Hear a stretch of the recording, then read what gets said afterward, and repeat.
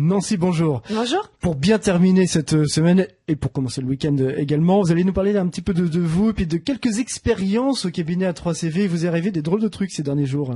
Voilà, donc on va faire un petit retour sur expérience en tant que recruteur autour du recrutement justement. Donc la première anecdote qui me vient à l'esprit, c'est celle de vous raconter ce qui s'est passé. Donc moi, je suis missionnée par un client. Donc je reçois, en tout état de cause, les personnes pour un premier entretien. Et après, je soumets les personnes que je juge en adéquation avec la fiche de poste à mon client. Jusque-là, vous me suivez. Voilà, tout à fait. Et là, je reçois un homme d'une quarantaine d'années qui arrive, etc. Donc il se présente, il s'installe. Bon, ça démarre plutôt bien. Et d'un seul coup, il me dit, mais il comprend que je suis du cabinet A3CV.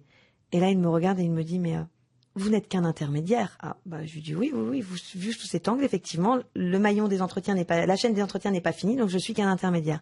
Et il m'a regardé, il s'est levé, il m'a dit, moi, je ne parle pas aux intermédiaires. Oh là, d'accord. Bon, voilà. Donc ça, je pense que c'est des choses qu'il est bon de savoir. Faut quand même faire attention à ce qu'on dit. Après, il est revenu me voir, me disant, j'aurais peut-être pas dû vous dire ça. Moi, je lui ai dit que c'était fini, quoi, que je transmettrais pas sa candidature à mon client, parce que c'est déjà. Non, on peut pas. J'ose même pas imaginer son comportement avec la standardiste ou avec une secrétaire ou un magasinier. Attendez, je vais pas vous parler. Quand même. Vous n'êtes qu'un intermédiaire. Faut être sérieux, quoi. Donc un petit clin d'œil à ce candidat s'il nous écoute, que effectivement l'intermédiaire est toujours là. Et vous lui avez fait perdre son temps, donc excusez-vous, Nancy. Bon. Voilà. Autre exemple. Autre exemple, dernièrement, un recrutement encore où la personne, elle a disparu de la surface de la Terre. On ne sait pas du tout ce qu'elle est devenue. On l'avait convoquée pour un entretien. Elle n'existe plus, ni sur son téléphone fixe, ni par mail, ni sur son 06. Il n'y a plus personne.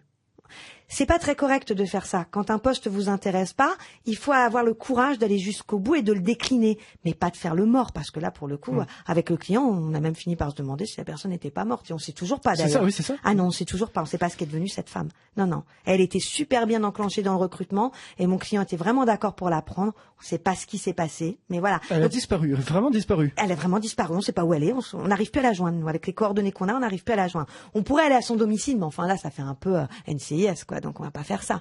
Mais toujours est-il que quand on parle souvent des comportements des recruteurs, voilà, les candidats, c'est aussi ça pour nous. C'est des gens sur qui on mise beaucoup, qu'on présente, qu'on dit aux clients, voilà, je vous ai trouvé quelqu'un de bien, et en fin de compte, la personne, on l'a jamais, quoi. On la retrouve pas. On sait pas ce qu'elle est devenue.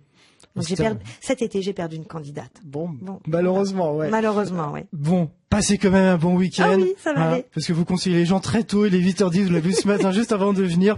C'est un dur travail que fait Nancy, voilà. Moquez-vous. De la compassion, s'il vous plaît. Le journal de Radio Vatican arrive dans un instant, à tout de suite.